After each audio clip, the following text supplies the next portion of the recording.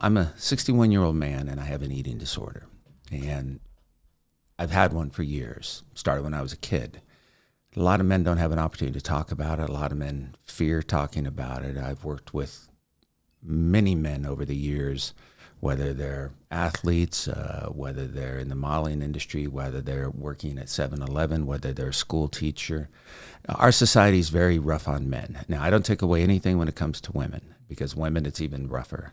But men have to be men. You got to be macho. You can't have these issues. You can't have those issues. You know, we have Mental Health Month once a year. All these once a year months are the most ridiculous thing I've ever heard, because something needs to be out there all the time. I've dealt with an eating disorder, self-hate.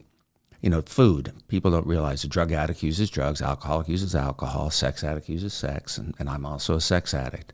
I've got the trifecta: food, sex, and gambling. So when I go to Vegas, it's like one great party.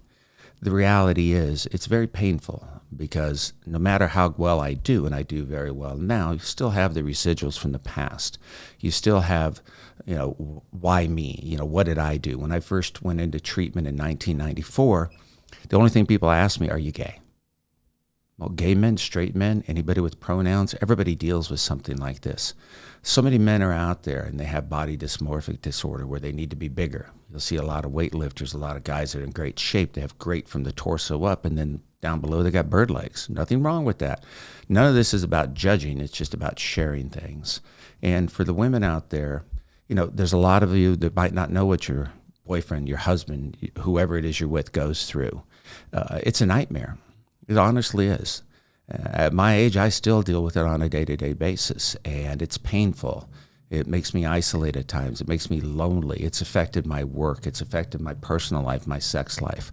You know, when you're with someone and you want to be with them, but you hate yourself so much that you're embarrassed to be seen naked, or you're afraid that you can't perform sexually, it's difficult. And it does happen, and it's a reality. And it makes people isolate. I myself have isolated for years, and I've been getting out of that probably over the last 8 or 9 months.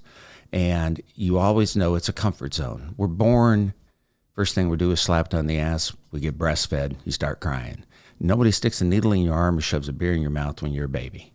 That just doesn't happen. So food is always nurturing. Food is something that's important. Without food, many things can happen to us. And we live in a country and this world where there's poverty, people without food. There's people with an abundance of food. There's people who abuse food. They don't even realize it. And with myself, the reality is food has always been my best friend. It's been overtaken my life at many times. I'll go to restaurants, and a lot of the people I go to restaurants, they like me very much, number one, because I eat. And number two, I tip very well, but most of them know me from the food. You know, oh, here's the guy that eats this. Here's the guy that eats that. You wear it like a badge of honor at times, but the reality is it's very difficult when it comes to food. It's stopped me from being in relationships in the past because I felt less than. I didn't feel that the person would be attracted to me. And it's a reality, and it's okay.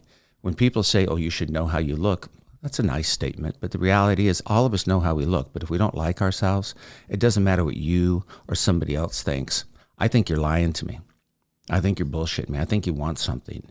And we always talk about what women go through with eating disorders, and it's true. It's prevalent: body disorder, eating disorders, anorexia, bulimia, compulsive overeating, people who just don't like themselves. But when you wake up in the morning and you know you have a problem, and sometimes you don't have an answer, it's difficult. That happens to me every morning. I've said this before, and I'll say it again. You know, I take a shower in the dark. It's almost embarrassing to see what I would look like. Now, even though I know I look halfway decent, and that's a put down to a degree, it's still embarrassing because you pick at yourself, just like women do, men pick at themselves. They look to see if their muscles, they look to see their stomach, their waist, their hips, their legs.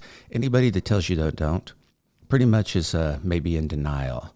And there are a lot of guys that don't, just like there are a lot of women with no eating disorders that love to eat and have a great time and can, and it doesn't affect them. And that's the beauty of having something like this, because in my world, it's been a gift. Without the gift, I'd never have met a lot of different people, worked in the industry I worked in, had the opportunity to maybe help people. I'm only sharing this because I don't want people to think they're alone, and that's the biggest problem. When I first started dealing with this in 1994, I had no idea what the hell was going on. I was sitting in San Francisco. There was something happened. I'm sitting in my room. I'm rocking back and forth. I'm stabbing myself in the leg with a fork. I called my mom, and we got me into a treatment program. I went in there. There were an abundance of women and myself. And the people that ran the facility never worked with a man, which was interesting. And I was treated like I was less than by the therapists and the doctors because they didn't know what to do. Now, I was happy as hell because it was with beautiful women. We had a great time. It was like a haven. And then I started realizing, started listening to what everybody went through, and there was no difference. The self-hate, the emotional problems that we go through are very difficult.